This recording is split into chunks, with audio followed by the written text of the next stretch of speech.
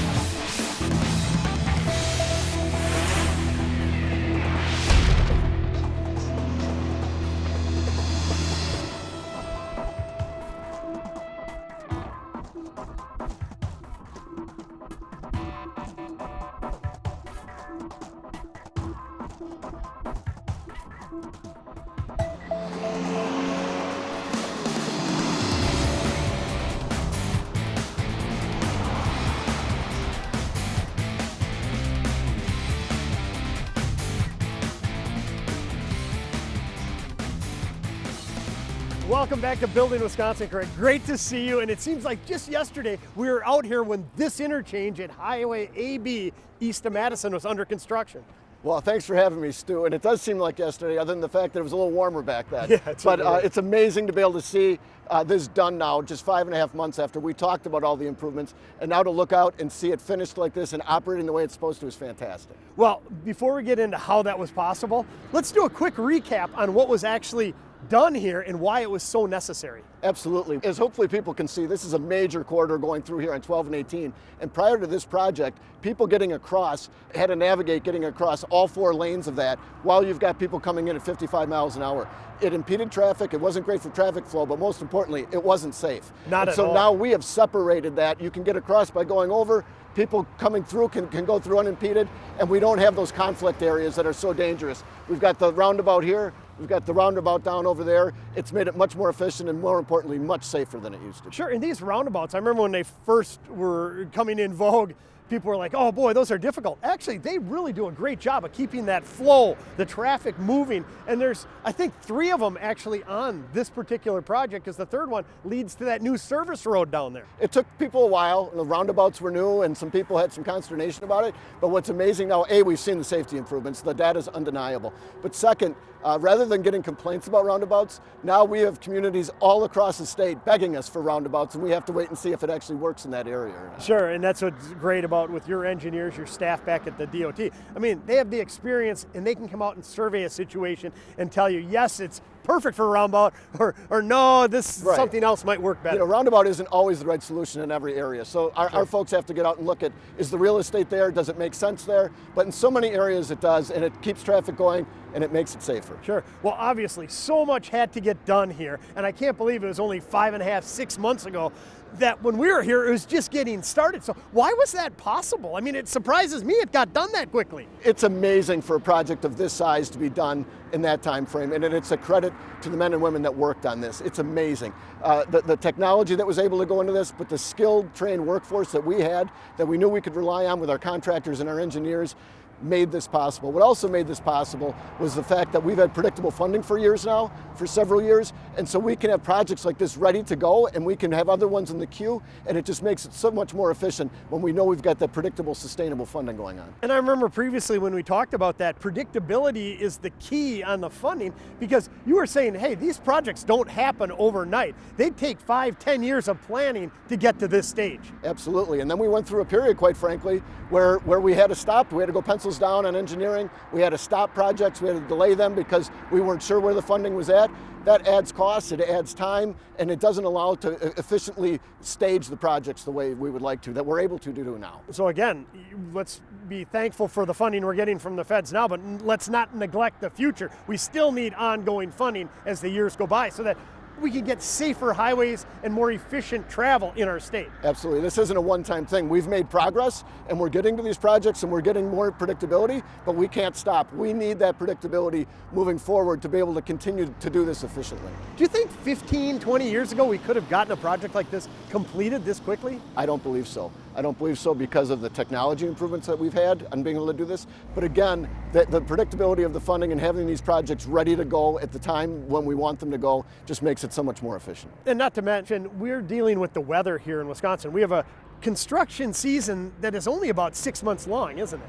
Yeah, within the next couple weeks here, we're going to be buttoning up most of the projects. Most of those barrels are going to come off the roads, and we're going to button them up for the winter and be getting ready for next year. So we do have, in this part of the country, limited time where we can be out there. And you know, it's great from my standpoint, hearing from you as a resident of Wisconsin, a taxpayer, how efficient this project was. And it begs the question, is this the only one, or are there other projects around the state that have been this efficient? No, this isn't the only one. This is the fun part. I've been able to be at a lot of ribbon cuttings lately and a lot of seeing these projects done, whether it's 3990 between the Illinois line and Madison, which was a massive project, Sure. so much safer now. That came in almost right at budget. It was a little about 1% over. We've got the north leg of the zoo that we're doing the ribbon cutting on open. Huge on time, intersection. Huge. The zoo interchange now will be completely done for everybody going down to Mayfair Mall and all those areas. On time, under budget. Highway 50 in Kenosha, which was a major artery, on time, under budget. Highway 23 between Fond du Lac and Sheboygan, very dangerous. We separated the traffic there. That corridor's done, fully operational now, on time, under budget. So we've had so many of these success stories across the state. It's really gratifying. And that's great to hear, and that takes care of right now, but what about the future? Last time you and I spoke, you were pretty excited about all the projects coming down the pipeline. Yeah. Are they still on course? They are. We're going to be doing 41 between Appleton and Green Bay, which is going to be a significant project to make sure that we have the amount of lanes there that we do on each side so we don't have that bottleneck.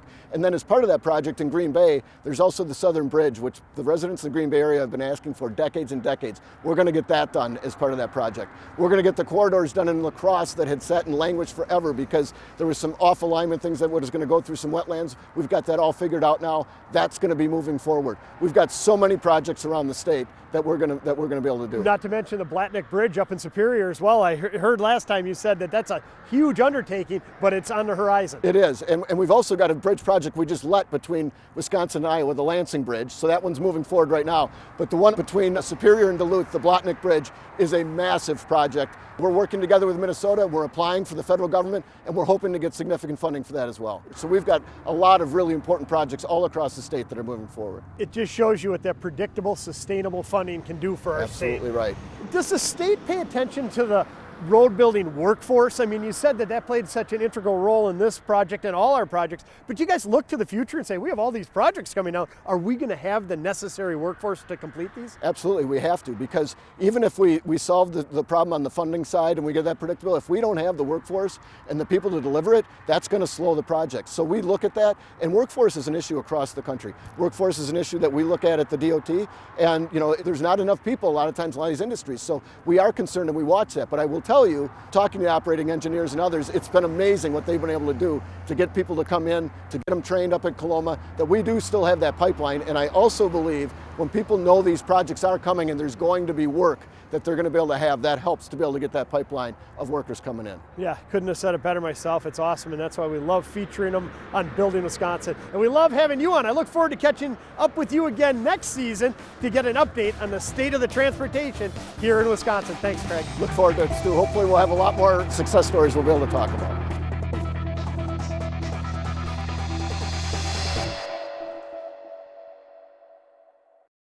These are operating engineers. They operate top-of-the-line, innovative machines and build stuff that matters. And operating engineers are well paid. They even get paid to train. As an apprentice, you can make $56,000 a year from day one. During training, no school loans and no debt. When your training is complete, you'll have a stable career job that is high skill, high tech, and high pay. We need operating engineers right now. Your future can begin today.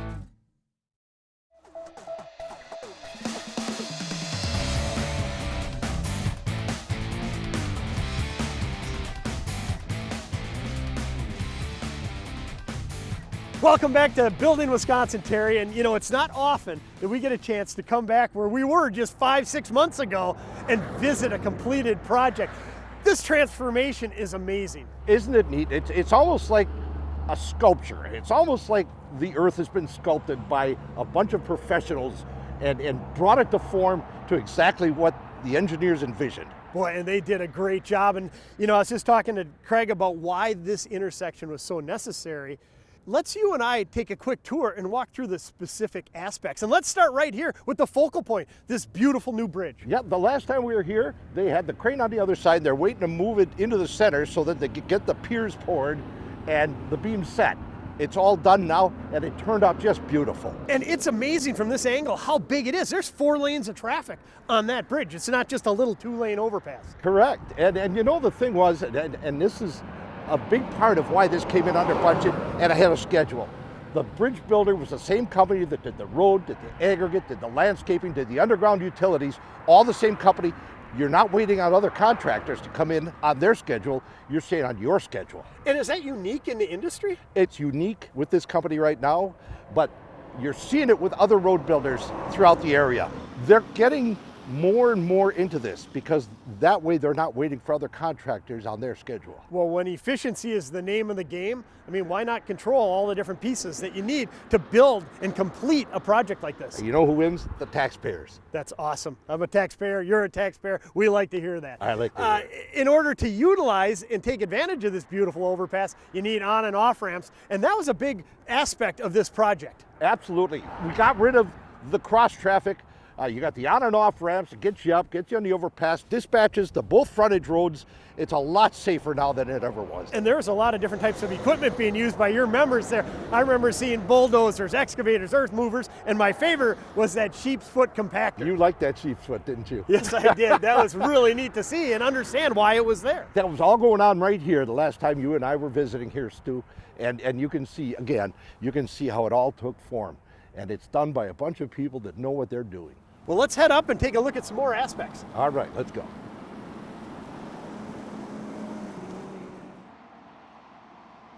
I love the view from up here, and you know, you look back towards Madison, you see the Capitol in the background. It's not too busy this time of day, but I know I was here a couple weeks ago when it was just completed, and I was amazed at all the traffic coming out of town and how much of it was exiting this off-ramp, and I couldn't help but think, I bet at least 50% of that was crossing traffic and how dangerous that used to be. At that time of day, later in the afternoon, when you see how much traffic is on that east-west stretch of highway, you are saving so many lives and so many close calls by getting them up out of here, get them around the roundabout, and dispatching them to the frontage roads. And you know, you mentioned roundabout. I had to chuckle when I brought that up with Craig. He said people used to despise roundabouts because they were unfamiliar with them. Now he has communities begging for them because they do such a great job of efficiently and safely moving traffic. Now that the motoring public can understand and navigate these roundabouts, it's a nice, smooth flow of traffic. You don't have to stop all the time, and now people know which way to yield to your left. It's just perfect. And when we talk about how this was constructed, I think back 5 months ago when we were here, there's a lot of equipment working, but I didn't realize what this would end up looking like, how nice this is. I mean, you probably could envision it much better than I could. Well, you know, it's still amazing to see the finished product, no matter how many times or how many road projects you might have been on or seen early in the stages and late in the stages. It's just beautiful the way it turned out. You know, and you've got 2 brand new frontage roads, you've got the roundabouts, you've got the overpass, and everything that came together. And as you had alluded to earlier, you know, a lot of people get irritated, they get a little bit frustrated when they come through a construction zone, but it sure is a beautiful thing to be on right now. Oh yeah, I hope they have a new appreciation for all the different elements that go into it. And one that we haven't touched on is water management, and this is a perfect example up here because look at all the utilities that are in place, the storm sewers that ultimately lead to the drainage ponds. That's taken for granted so much by so many people. They want to know why we spend so much time with stormwater displacement. You don't realize how important it is until you don't have it. Or if one is clogged up, or you're coming down a road and it's flooded and you're hydroplaning and you're afraid of losing control of your vehicle, especially under an overpass. Sure, a lot of times that pond's underneath there. You'll get pie. If you have improper drainage underneath an overpass, a lot of times they'll bring an overpass on a downgrade in order to get more clearance out of it. Now this one doesn't happen to be one of those, but those are so important to have proper stormwater mitigation. Speaking of mitigation, you also have stormwater mitigation ponds. Sure, and I think what we should do is head down because there's a great big one over near the new frontage road that I want to talk about. Well, let's go take a look at it.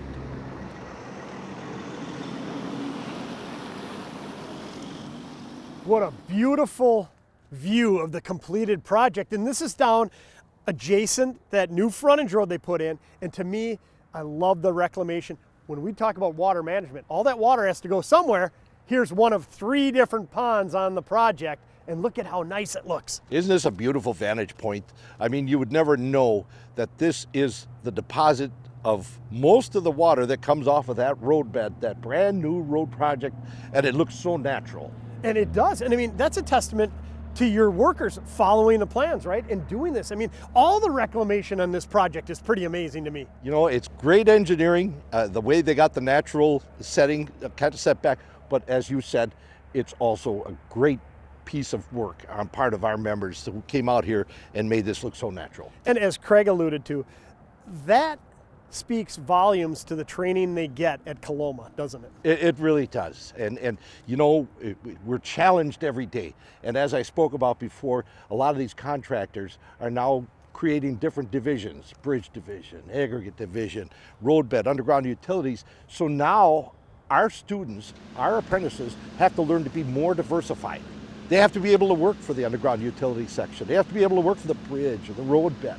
And so the challenge is there. We're building right now 95% of the roads in the state of Wisconsin, Stu, and we have a heck of a challenge to meet. And we're meeting it. We have over 1,000 apprentices in our program right now. Holy smokes. It's a huge apprenticeship program. And we give a lot of credit to Destinations Career Academy. We have right now an externship planned in 2 weeks. And we're expecting well over 1,000 students from over 60 school districts around the state of Wisconsin. Holy smokes. Trying to get the next generation of road building workforce. Yes, and the more skilled, diversified they are, the more projects like this and many others around the state in recent times are going to come under budget and ahead of schedule. And we have that obligation. Actually, it's a challenge, and we like meeting challenges. Oh, that's awesome. You know, Craig also mentioned about not only the highly skilled, highly trained workforce that we have here that builds our infrastructure, including these roads, but he also talked about the partnership you have with your signatory contractors, how they invest in equipment and the latest technology. And that latest technology needs to be run by your members. And so that's the cutting edge training they're getting at Coloma? It is. It's constantly working with our contractors, working with the DOT, and saving the taxpayers money. And in the meantime, our apprentices are making a darn good living doing this. And so there's great opportunity out there. That's what I'm hearing. And if you want a well-paying job and contribute to our state and the high quality of life, why not check it out? It's a great choice. And that's why we're so grateful that we're able to give this opportunity to these high school students from around the state of Wisconsin to show them things like this, to show them what it takes to be an operating engineer. Well, Terry, I can hear your sense of pride of the job your members did on this project. I gotta believe that pride runs deep throughout all the operating engineers that are members of 139. It sure does. They are 139 proud. Well, Terry, as usual, it's been great having you on today's show, revisiting a project. Look forward to seeing you again next season when we travel around the state to see another project. Right now, I'm gonna head up to Coloma, catch up with Robb Kahl to learn more about the DCA externship that they're hosting. All right, great talking to you, Stu.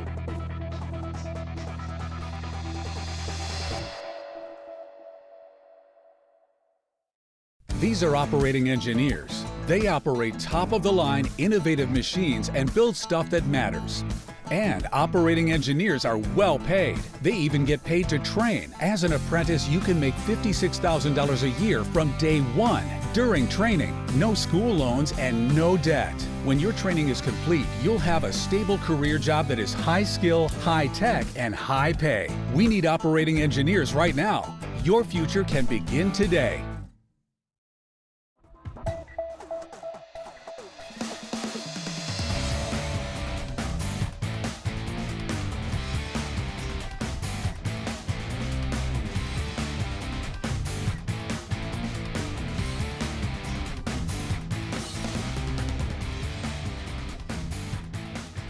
Well, Robb, great to have you back on Building Wisconsin. It's always awesome to be up here in Coloma at the Operating Engineers 139 Training Center.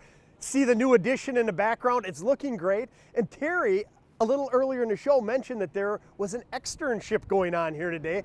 And we wanted to catch up with you to learn exactly what an externship is and what's going on. It's great to be on the show again. Thanks for having us, Stu. An externship is an opportunity for kids from around the state, school districts from around the state, to come in and see what we have to offer here in Coloma. We're really focused on our Destinations Career Academy, which is an online public charter school that these kids can take classes in their home school districts. And this is an opportunity to introduce them to that opportunity. And so they come here, they see the facility, they spend a day to learn from contractors, to learn from members of the operating engineers what's involved. We used to try to do this all in one day. Honestly, it was too much. We spread it now over 3 days in the fall, 3 days in the spring, because we'll have up to 500 kids here today. Wow. 500 tomorrow, 500 the third day. So really, this is an opportunity for kids to come and see firsthand what it will be like to become an operating engineer. It almost sounds like a real specific career fair, but Yeah. probably being hands-on gives it a whole new experience for the students. It is. It's a very specific career fair because we're focused on becoming an operating engineer, a heavy equipment operator. So they spend a day with us here. Hopefully they go home energized and excited, and they sign up to take some classes through Destinations Career Academy. Well, that is awesome. I'm anxious to go in and see what a student attending this event is experiencing. Can we go in? Absolutely. Let's go.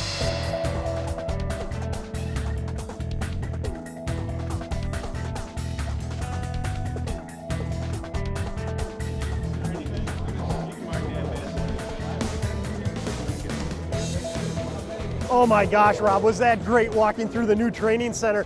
I mean, the look on those faces, genuine enthusiasm, excitement about learning about a career as an operating engineer. You know, it's what keeps us motivated here, to see the excitement on the students' faces. But I think you probably also notice the excitement on the instructors' faces. Oh, sure. The current operating engineers that are here teaching these kids, they look forward to this. It's a lot of work to put it together. It's 1,500 kids over 3 days, and we do it in the fall. We do it again in the spring over 3 days. So 3,000 kids a year we're bringing through here. Oh, that's great. It's a lot of work, but it's important because we have a lot of opportunities and we have a lot of needs in our industry, in particular the operating engineers. We've got a lot of seats to fill, Stu, and this is a great opportunity for these kids to understand what it would be like to enter a career as an operating engineer. Sure, and just how they got a little taste of it inside. There's that new auditorium, the classrooms.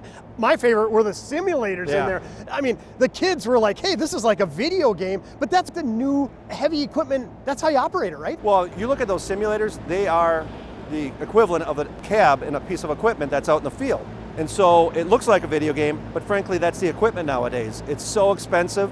You're not going to get most of this equipment for less than $750,000 or $1 million, GPS technology, et cetera. So we need really smart kids. We need kids that can work with their hands, have really great math skills, because it's important. But a contractor isn't going to put just any kid into a piece of equipment that's that expensive. So they expect them to be trained, and that's why they come here. They have all that experience, like you said, the classroom, the simulators. But the thing that they really look forward to as we talk to them each year is getting in the actual equipment with their hands on the equipment. Everything you see moving right now, that's a high school student inside there. Get out of here. They've probably never driven a piece of equipment like that, and you're allowing them to do that here? Yeah, well, they're under the supervision and training of an operating engineer. Sure. But they get to come here, get that hands-on experience, because we want to make sure they can understand what it's like to be operating a piece of equipment. Now, these are smaller excavators, but that's where we're going to start them. We hope that builds the excitement for them, that they go back home, they talk to their guidance counselors, they talk to their parents, and they say, I want to do this. Because then they come back to us and we get them involved and enrolled in Destinations Career Academy. And now that's the second time you brought up Destinations Career Academy. Let's talk a little bit about that, because a lot of the viewing public, I guarantee, aren't familiar with it, but it's available to everybody, right? Destinations Career Academy, or DCA, has been around for about 7 years. It's a partnership between the operating engineers and the McFarland School District here in Wisconsin.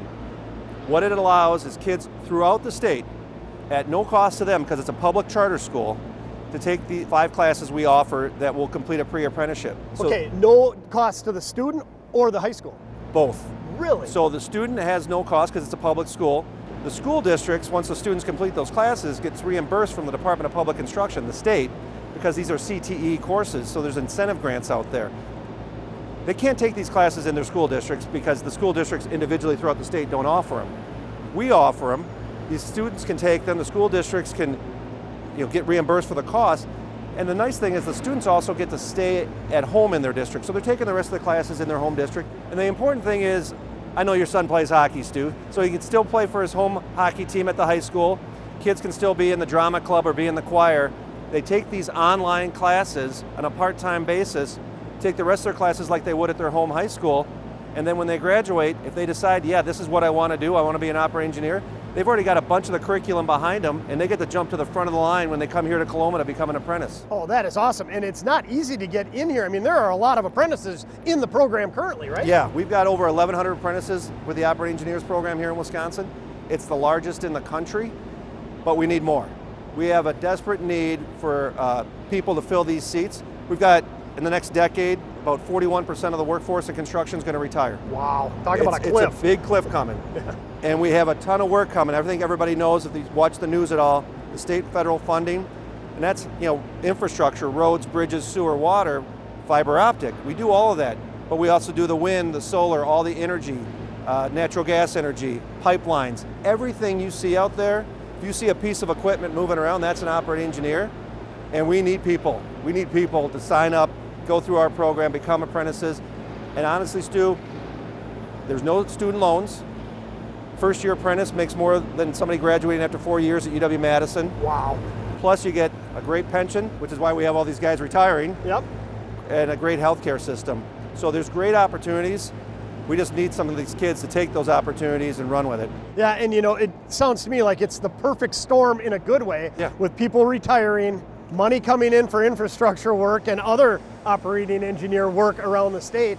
What a perfect opportunity for a great career that you're virtually guaranteed work. Yeah, that we are telling people right now, you get to walk into this career, you've got to put in hard work, you got to do the training, but you'll have no student loan debt, you'll make a great living, you'll have a great retirement, you'll have great health insurance, and the opportunity is right before you.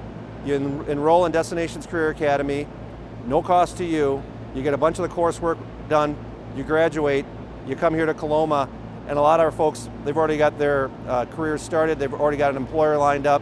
There's also youth apprenticeship opportunities in conjunction with this pre-apprenticeship program.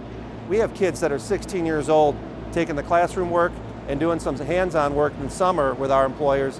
Then they come here when they graduate, and they're out there in front of everybody else already, and they get to go work right away out of the gate. Sure. Well, again, great opportunity. It all starts by attending the externship twice a year here. If, say, faculty, staff, a student, a parent wants more information on either this externship opportunity or the Destinations Career Academy, where should they look? Join139.com. It has all the information you need about Destinations Career Academy. We post on there information about the externships. And it's also important to note for anybody watching that says, hey, I'm not a high school student, what can I do? We have all the information on there for adults. We have a lot of people that are college graduates that come join us too. They decided they want to sit at a desk staring at a computer screen. Yeah. And we have a lot of veterans returning that come work for us. There's information on join139.com for them as well. Well, I'm glad that we can do our part with Building Wisconsin to get the word out there, and hopefully students are watching, parents are watching, and ultimately attending this externship and then taking the courses through the DCA. Rob, it's been great having you on. I look forward to seeing you on another episode. It's always fun to be with you, Stu. Thank you for having us.